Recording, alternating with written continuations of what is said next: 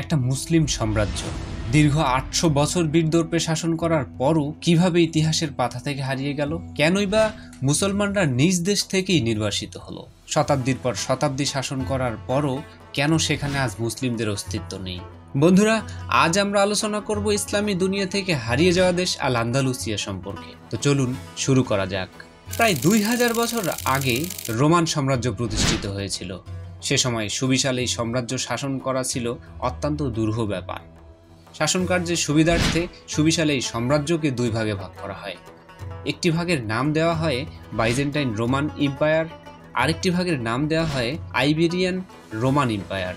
Iberian এম্পায়ারের শাসক গোষ্ঠীর নিষ্ঠুর শাসনে জনগণ অতিষ্ঠ হয় এবং সাধারণ মানুষ শাসকদের ওপর থেকে আস্থা হারিয়ে ফেলে, যার ফলে দেখা দেয় যুদ্ধবিদ্রোহ এবং শেষ পর্যন্ত আইবেরিয়ান সাম্রাজ্য নিজেদের অস্তিত্ব হারিয়ে ফেলতে ফেলতে ২,২৯,০০০ বর্গমাইল টিকে থাকে, যা আইবেরিয়ান উপদ্বীপ নামে পরিচিত ছিল। এই সময় উত্তর আফ্রিকায় মুসলমানদের সুশাসনের ফলে উন্নতি ও সমৃদ্ধির দিকে অগ্রসর হচ্ছিল। অন্যদিকে তারই প্রতিবেশী রাষ্ট্র স্পেন ছিল গথ রাজা রডারিকের উৎপীড়ন ও নানা সমস্যায় জর্জরিত। সেখানে ছিল শাসক ও শোষিত নামের দুটি সম্পূর্ণ পৃথক শ্রেণী। গথরা খ্রিস্টান ধর্মকে রাষ্ট্রমর্যাদায় প্রতিষ্ঠিত করেন এবং রাজ্যে বসবাসকারী ইহুদিদের জোরপূর্বক খ্রিস্টান ধর্মে দীক্ষিত করতেন।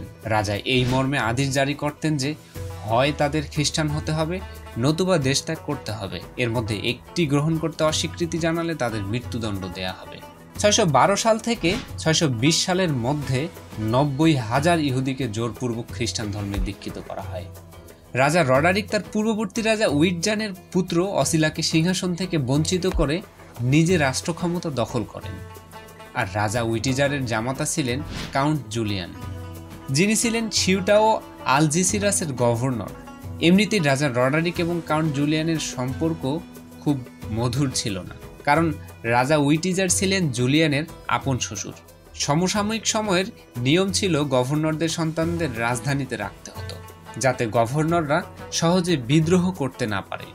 ফলে জুলিয়ানের সুন্দরী কন্যা ফ্লোরিডা ছিল রাজধানী তলদোতে, যার সৌন্দর্যে মুগ্ধ হয়ে রডারিক তার সাথে অসদাচরণ করেন। ফ্লোরিডা তার বাবার নিকটে সংবাদ প্রেরণ করেন। অতঃপর জুলিয়ান কন্যার প্রতি অসদাচরণের চরম প্রতিশোধ গ্রহণের জন্য প্রতিজ্ঞা করেন। ইতোপূর্বে উত্তর আফ্রিকা থেকে কয়েকবার স্পেন আক্রমণের প্রচেষ্টা চালানো হয়, কিন্তু কাউন্ট জুলিয়ানের প্রতিরোধে অভিযানগুলি সফল হয়নি। কাউন্ট জুলিয়ান তাই সিদ্ধান্ত নিলেন মুসলিমদের পরবর্তী স্পেন আক্রমণে তিনি সক্রিয়ভাবে তাদের সাহায্য করবেন এবং রডারিককে সিংহাসনচ্যুত করে কন্যার ইজ্জতহানির প্রতিশোধ নেবেন। এর জন্য তিনি তার মনোবাসনা গোপন রেখে প্রথমে তার কন্যাকে রাজধানী তলদো থেকে সিউটাতে আনেন। আসার পথে রাজা রডারিক জুলিয়ানকে তার শিকারের জন্য কতগুলো বাজ পাখি প্রেরণের অনুরোধ জানায়। প্রতিউত্তরে জুলিয়ান বলেন তিনি তার সাথে কতগুলো বাজ পাখি আনবেন যা তিনি জীবনেও দেখেননি। এর উত্তরের মাধ্যমে জুলিয়ান মূলত আরব সৈন্যদের প্রতি ইঙ্গিত দিয়েছিলেন। অত্যাচারিত নিপীড়িত নিঃস্ব নাগরিকরা গথদের এই শাসন থেকে পরিত্রাণের কামনা করছিল। আর স্পেনের এমন সামাজিক, অর্থনৈতিক এবং রাজনৈতিক অবস্থা সম্পর্কে অবগত ছিলেন উত্তর আফ্রিকার শাসনকর্তা ও খ্যাতনামা মুসলিম সেনাপতি মুসা বিন নুসাইর। সিউটার অধিপতি জুলিয়ান রডারিকের দরবার থেকে প্রত্যাবর্তন করে উত্তর আফ্রিকার মুসা বিন নুসাইরের সাথে সাক্ষাৎ করেন এবং তাকে পরবর্তী স্পেন আক্রমণে সাহায্য করার জন্য প্রতিশ্রুতি দেন। দীর্ঘদিনের শত্রুর থেকে এমন প্রতিশ্রুতিতে অনেকটা চিন্তিত হয়ে পড়েন সেনাপতি মুসা বিন নুসাইর। তিনি জুলিয়ানের এই প্রস্তাবকে সতর্কতার সহিত পর্যালোচনা করে দামেস্কের খলিফা আল ওয়ালিদের দরবারে স্পেন আক্রমণের অনুমতি চেয়ে দূত প্রেরণ করেন। খলিফা স্পেন আক্রমণের অনুমতি দিলে তিনি সেনাবাহিনীকে সুসজ্জিত করে তোলেন। সেনাপতি মুসা বিন নুসাইর স্পেনের প্রাথমিক অবস্থা পর্যবেক্ষণ করতে তার অধীনস্থ সেনানায়ক তারিফ বিন মালিক আল মুগারিকে ৪০০ পদাতিক এবং ১০০ অশ্বারোহী সেনাসহ ৭১০ সালে স্পেনে প্রেরণ করেন। এই সেনানায়ক অত্যন্ত সফলতার সাথে তার দায়িত্ব পালন করে সেনাপতি মুসাকে জানান কাউন্ট জুলিয়ানের প্রতিশ্রুতি সত্য। মুসা বিন নুসাইর প্রথমবার অপেক্ষা এইবার আরও একটু বড় পরিসরে অভিযান প্রেরণ করার সিদ্ধান্ত নিলেন। এবার তিনি এই অভিযানের দায়িত্ব দিলেন বিখ্যাত সেনাপতি তারিক বিন জিয়াদকে। তারিক বিন জিয়াদ ১২,০০০ সৈন্য নিয়ে স্পেনে পৌঁছান। মুসলমানদের স্পেন আক্রমণের খবর পেয়ে রাজা রডারিক ১,০০,০০০ সৈন্যের বহর নিয়ে ওয়াদি লাক্কো নামক প্রান্তরে পরস্পর মুখোমুখি হয়। একদিকে মাত্র 12,000 ইমানের শক্তিতে বলিয়ান মুসলিম সৈন্য, অন্যদিকে 1 লক্ষের বিশাল খ্রিস্টান সৈন্যবহর। 7 দিন যাবত রক্তক্ষয়ী যুদ্ধ চলতে থাকে। মুসলিম বাহিনীর প্রচণ্ড আক্রমণের মুখে খ্রিস্টান বাহিনীর সম্মুখ সারির যোদ্ধারা টিকতে না পেরে পালিয়ে যায়। মধ্যভাগে রাজা রডারিক নেতৃত্ব দিচ্ছিলেন এবং প্রাণপণে লড়াই করছিলেন, কিন্তু মুসলিম বাহিনীর প্রচণ্ড আক্রমণের মুখে রডারিক টিকে থাকতে পারেনি।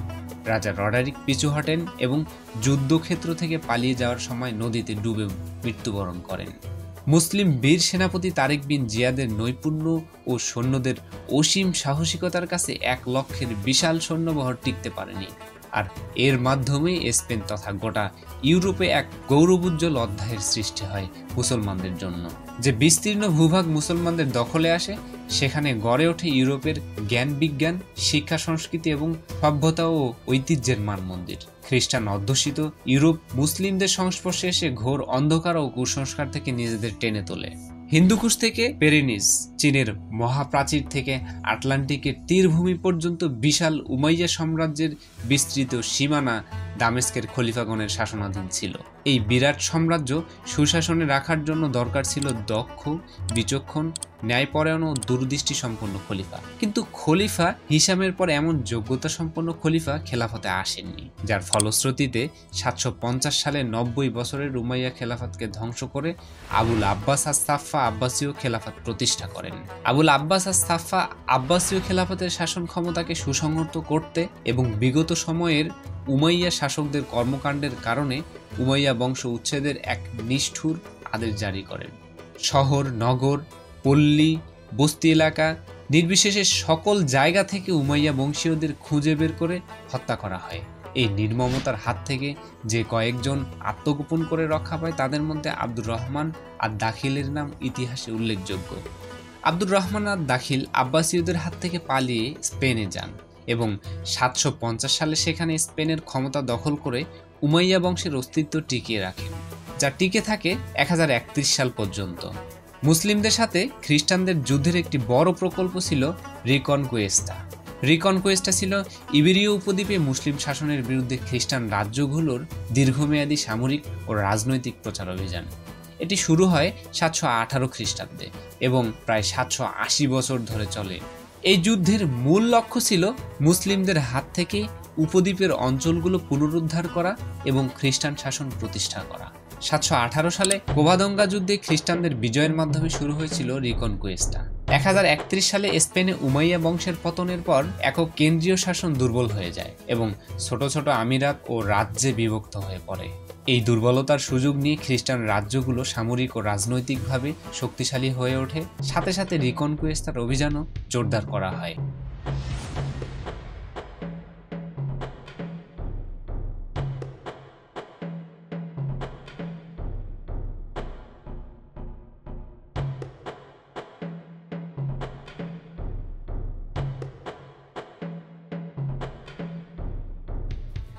এক 1085 সালে কাস্টিলের রাজা আলফান্সো IV টলেডো শহরটি দখল করেন। সেই সময় টলেডো ছিল আল আন্দালুসের অন্যতম গুরুত্বপূর্ণ শহর এবং মুসলিম শাসনের একটি প্রভাবশালী কেন্দ্র। টলেডোর পতন রিকনকুয়েস্টার একটি বড় বিজয় ছিল, যা খ্রিস্টান শাসনের পুনঃপ্রতিষ্ঠায় সহায়তা করে। টলেডো বুদ্ধিজীবীদের কেন্দ্র হিসেবে পরিচিত ছিল এবং টলেডোর পতনের পর খ্রিস্টানরা মুসলিমদের থেকে জ্ঞান, বিজ্ঞান, ফিলোসফি এবং সংস্কৃতির বহু উপাদান শিখে নেয়। এটি স্পেনের সাংস্কৃতিক সংমিশ্রণে বড় ভূমিকা রাখে। 1118 সালে আরাগানের রাজা আলফান্সো জারাগোস শহর দখল করেন। এই শহরটি মুসলিমদের জন্য কৌশলগত দিক থেকে অত্যন্ত গুরুত্বপূর্ণ ছিল, কারণ এটি ইবেরীয় উপদ্বীপের মধ্যভাগে অবস্থিত একটি গুরুত্বপূর্ণ বাণিজ্য কেন্দ্র ছিল। জারাগোজার পতন আরাগন রাজ্যের সামরিক এবং রাজনৈতিক ক্ষমতা অনেক বাড়িয়ে দেয়। এটি খ্রিস্টানদের জন্য কৌশলগতভাবে গুরুত্বপূর্ণ হয়ে ওঠে এবং পরবর্তী খ্রিস্টান পুনরুদ্ধার অভিযানকে আরও সহজতর করে তোলে। 1147 সালে লিসবন শহরের পতন ঘটে। আলফান্সো প্রথমের নেতৃত্বাধীন খ্রিস্টান বাহিনী ক্রুসেডারদের সহায়তায় এই শহরটি দখল করে। লিসবন দখলের মাধ্যমে পর্তুগালের প্রতিষ্ঠা সুসংহত হয় এবং এটি পশ্চিম ইবেরীয় উপদ্বীপের একটি গুরুত্বপূর্ণ খ্রিস্টান কেন্দ্র হিসেবে গড়ে ওঠে। এই বিজয় রিকনকুয়েস্টার পূর্ব দিকে অগ্রসর হওয়ার ক্ষেত্রে মাইল ফলক হয়ে ওঠে। 1236 সালে কাস্টিলের রাজা ফার্দিনান্দ তৃতীয় কর্দোবা শহরটি দখল করেন। কর্দোবা ছিল আল আন্দালুসের রাজধানী এবং মুসলিম বিশ্বের একটি গুরুত্বপূর্ণ সম্মানিত সাংস্কৃতিক কেন্দ্র। এই শহরের পতন খ্রিস্টান পুনরুদ্ধারের এক বিশাল বিজয় ছিল। এটি মুসলিমদের জন্য একটি সাংস্কৃতিক ও ধর্মীয় আঘাত ছিল, কারণ কর্দোবা ছিল আন্দালুসের গৌরবময় শহর। কর্দোবা পতনের পর খ্রিস্টান শাসন ইবেরীয় উপদ্বীপের বেশিরভাগ অঞ্চলে প্রতিষ্ঠিত হয়। এর কয়েক বছর পর কাস্টিলের রাজা ফার্দিনান্দ তৃতীয় এর নেতৃত্বে সেভিল দখল করা হয়। 1248 সালে দীর্ঘ অবরোধের পর শহরটি খ্রিস্টান বাহিনীর হাতে চলে আসে।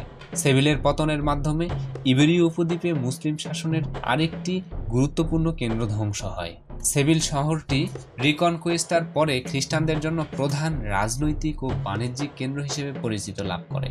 1469 সালে আরাগনের ফার্দিনান্দ এবং কাস্টিলের ইসাবেলার একত্রে বিবাহ বন্ধনে আবদ্ধ হন।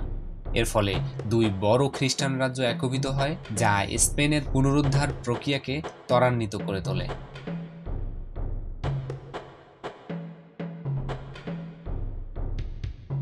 1487 সালে আরাগান ও কাস্টিলের যৌথ বাহিনী মালাগা শহরটি দখল করে। মুসলিম নাসরিদ আমিরাতের একটি গুরুত্বপূর্ণ শহর হিসেবে মালাগা মুসলিম প্রতিরোধের শেষ পর্যায়ে ছিল। এটি ছিল এক দীর্ঘ ও রক্তক্ষয়ী যুদ্ধ।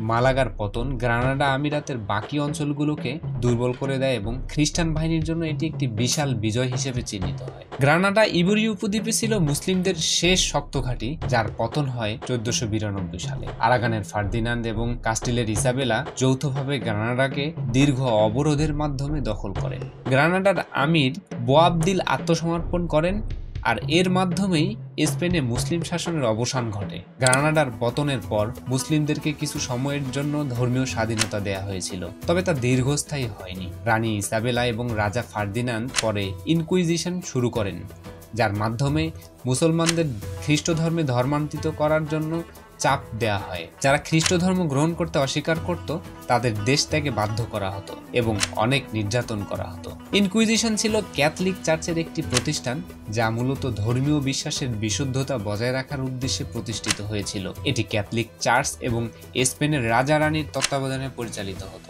স্পেনে ইনকুইজিশনের মূল লক্ষ্য ছিল এমন ব্যক্তিদের শনাক্ত করা যারা খ্রিস্ট ধর্মের বাইরে অন্য কোনো ধর্মের চর্চা করছে বা খ্রিস্ট ধর্মে ধর্মান্তরিত হওয়ার পরেও গোপনে নিজেদের পুরনো ধর্ম পালন করছে। 1492 সালে গ্রানাডার পতনের পর ইহুদিদেরও স্পেন থেকে নির্বাসিত করা হয়। 1609 সালে মুসলিমদের স্পেন থেকে জোরপূর্বক বহিষ্কার করা হয়। মুসলিম স্থাপত্য, সংস্কৃতি এবং জ্ঞান চর্চা ধীরে ধীরে ধ্বংস করা হয় এবং সেখানে খ্রিস্টান রীতিনীতি প্রতিস্থাপন করা হয়। গ্রানাডার বিখ্যাত মসজিদগুলো গির্জায় রূপান্তরিত করা হয় এবং মুসলিম ঐতিহ্য বিলুপ্ত করা হয়।